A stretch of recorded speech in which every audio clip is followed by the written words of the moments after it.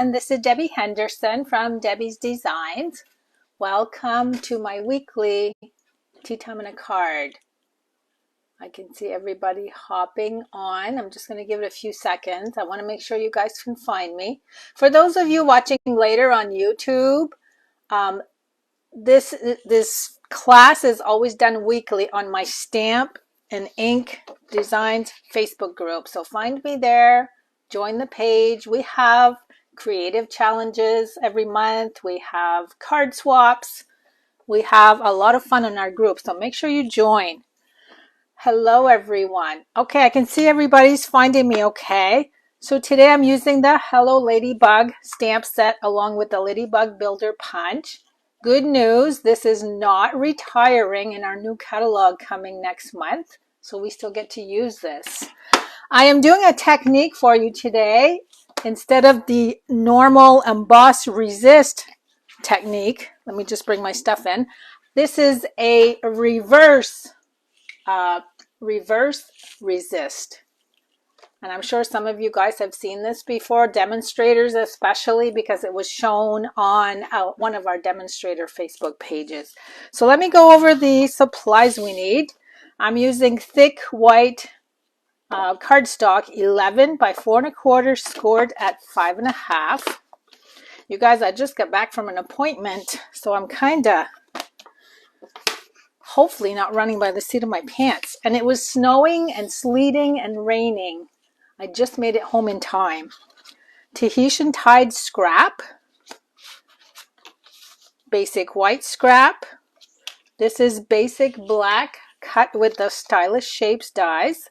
Number 2, the second one in. And I've gone ahead and white embossed the sentiment already, just to save time. I have a heat tool from Stampin' Up, and mine, if I use it too much, it quits on me. So that's why another reason I did this ahead of time. Now for this technique, you do need watercolor paper for it to work. And this is what this is. This is a layer of watercolor, measures 5 1/2 by 2 1/2. Then I have the perfectly penned designer paper, 5 1/2 by 3/4 of an inch, 2 pieces. And for inks, I'm using Versamark, Tahitian Tide. I have my embossing buddy. And then for this technique to look really good, if you try it, pick 3 colors, Stampin' Right markers from the same color family. These are all blues. I have Pool Party, Balmy, start over. Pool Party, Tahitian Tide, and Pacific Point. So you can do all pinks, all reds, all oranges, purples, any of the color families. Clear embossing powder, and of course the heat tool. So I'm going to start out by doing the technique, because in case my heat tool quits on me, it shuts off for a couple minutes, then I have to wait and start it up again. So I thought I would do the technique. I need the watercolor paper. And then I can start assembling my card if it does quit on me. And then hopefully it'll start back up. I need to get a new one. That's my problem. Okay, so this is my card. I'm going to hold it close. You'll see the 3 colors that I use from the markers. And then the flower is the clear embossing powder. See how neat that is? It's so pretty. Any color will work for this. And you can see that I coordinated my ladybug. Even though there's no such thing as blue ladybugs, it looks pretty with the flowers. So now I'm going to dig out my Stampin' Right markers. I'm going to start with the lightest color, so Pool Party. And all you do is color across. Now my Pool Party is wanting to start drying up. So I'm hoping I'll have enough. Then I'm going to go, I better close the lid too so it doesn't dry even more. Tahitian Tide. You don't have to be precise on this. You're just making strips. Don't worry if there's lines showing. We're going to use water over that to blend it. And then Pacific Point. So look at the difference in color, just to show you what we're going to do with it. You know, I usually re-ink my markers by using a little artist palette. I add drops of re-inker and then I just let the tip sit. But it looks like I didn't do it long enough. I'm hoping this is still going to work. This one is getting super dry. I have had these markers for probably, I bet, 10 years.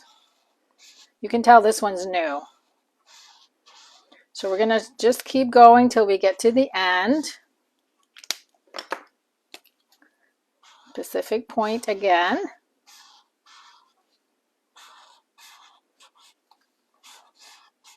So even though, and you know what, I want to say when I did the ink in the painter's palette, I probably did about 30 drops of ink and it sucked it right up. So just to show you how dry these are getting. I think I'll have enough to do it though. Okay, one more. Wait a minute, did I go the wrong color? Tahitian Tide. So we're going to end with that one. Okay, now let me just try to get just a little more of the pool party. It should be enough to get the ink moving. Okay, now I'm going to bring in a towel. And I have my water painter. I have the one with the large brush tip. Because I'm using a lot of water, I grabbed a cup of water instead of having to squeeze. And all I'm going to do is wet. And what we're trying to do is to make where the colors meet, we're trying to get rid of those edges. So you can see I have enough of the marker there. It's working. We're just going to keep adding water and just blending to try to get those lines out. I'm almost at the end.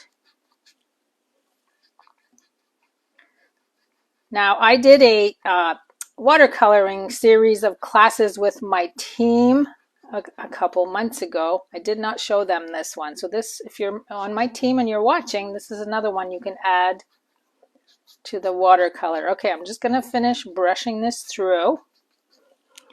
Put this away. And now I'm going to bring the heat tool in. This has to be completely dry. I wish I could fast forward this one, but I can't. This needs to be completely dry because we don't want the embossing powder to stick on anything wet.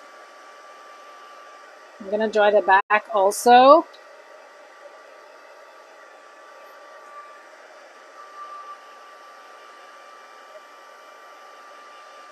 Okay, I'm almost done.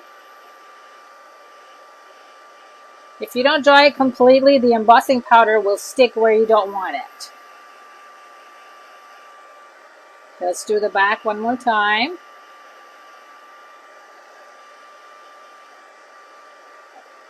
Okay, that looks pretty good. That didn't take me too long, so I think I'm going to be okay. Now, let me bring this back in. I'm going to use my embossing buddy. I'm going to add a lot of powder, and if there are any wet spots, that should stick to it. You can see that the powder comes out when you pounce it like I'm doing.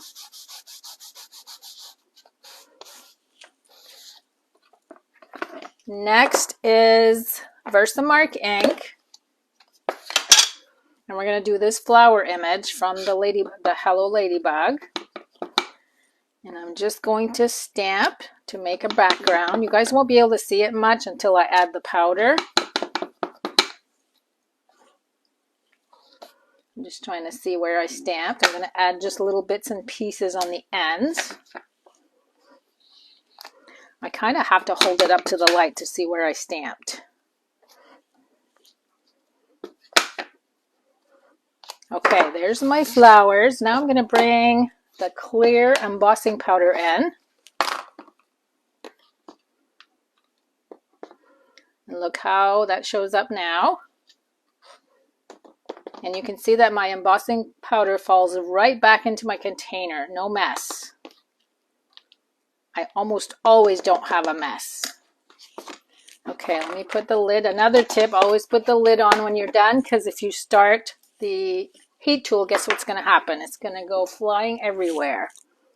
Let me bring my pad back in. Let's see if this will start. Oh, good. Now, if you watch carefully, it's going to start turning.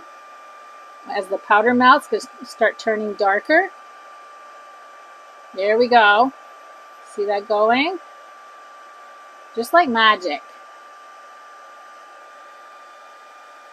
So it's retaining the color that's underneath. And then we're going to do one more step to make that color pop even more.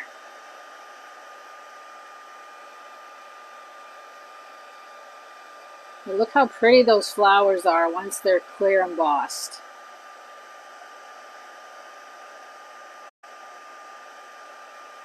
Okay. Now bring in the towel one more time. We're going to add even more water because now the clear embossed flowers will resist the water. So you're actually going to just lighten up the color around the flowers. I'm adding a lot of water. Just keep scrubbing. It doesn't look like it's doing anything, but it really is. Now I'm going to take my cloth and just tamp that down. And you'll be able to see that the color keeps getting lighter. We're going to do one more time. And it's going to look like this when we're done. Look at the difference. So we're going to add, so you can see why you need watercolor paper to do this. This gets so wet. So you're kind of like bleaching the color out is what you're doing. But whatever is under the flowers is not lightening up. And then as we dry it with the heat tool one more time, it's going to be even lighter. Okay, now I'm going to go ahead and wipe that. And we're going to do the heat tool. Cross your fingers. Yes.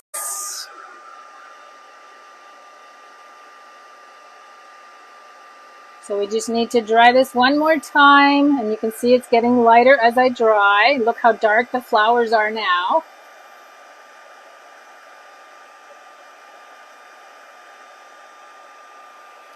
So for those of you that love to watercolor, those of you that like to do techniques, this is a lot of fun.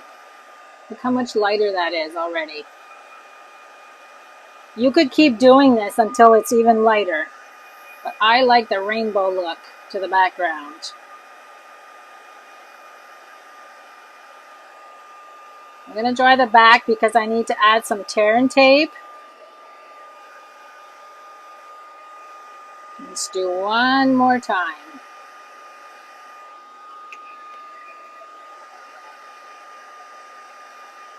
Okay. So look how pretty that is, you guys. Isn't that nice? I'm not going to move just for a second so you can see it. Okay. Now, tear and tape. I added the designer paper to each side. So I'm going to use the tear and tape. Get my paper piercer. I'm going to get rid of this cup of water so I don't make a mess. Ask me if that's happened before. Of course. Okay, now let's bring the other pieces in. So I let about 1/4 of an inch stand out on each side. The tear and tape just grabs it for me. Let me just take my snips. Just get little pieces on each end I gotta cut. And this one. Okay, there's my panel. It looks a little warped right now, but once we glue it on the card front, all will be good. I'm actually going to use liquid glue. I'm gluing it flat this time. Normally, if I would raise it, I would use the foam adhesive sheets. Okay, make sure my card is opening in the right direction. I'm going to add this about a 1/2 inch from the edge. I'm just going to flip it down so I can pounce on it. And I need to trim just a little snippet on the end here.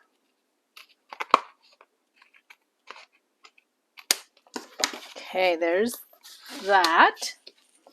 And then let's use the Ladybug punch, Ladybug Builder punch. We're going to cut white wings and a Tahitian tied body. I'm going to go ahead and stamp the 3 little dots from this image. Now, for those of you that have a heavy hand, I'm just going to show you what not to do when you have a little tiny stamp like this. You don't want to press really hard, because then it ends up looking like crap. You just kiss it to the paper. Look at the difference. So for those of you that wonder what you've done wrong, sometimes it's because you stamp too hard with the little stamps. Just kiss. Okay, liquid glue to add my wing.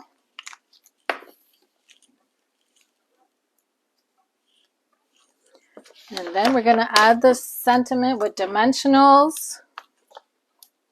We're almost done, you guys. So that's just the more time-consuming part, of course, is the technique. So now we're going to add the circle. And for those of you on Facebook, I will pick a name tomorrow morning to win one of these cards. I'm going to glue that with dimensionals. And then I'm just going to add a few dots. Again, just kissing the paper, the cardstock. And I added champagne jewels. I just got to grab them. I have them in a box for another project. And I'm just kind of putting them in between the dots alongside. And there's my technique for today. So again, this is called the reverse resist technique. Look how cute. You guys need to try this. It's really fun. If you love doing techniques, this is a lot of fun. So thanks so much for joining me. I do get my pre-order from the new catalog coming in May tomorrow. If I have a chance, I might do a live with you guys to show you what's in my box. It's arriving sometime tomorrow, so depending on what time. Have a good night, everyone, and I hope to see you soon. Bye-bye.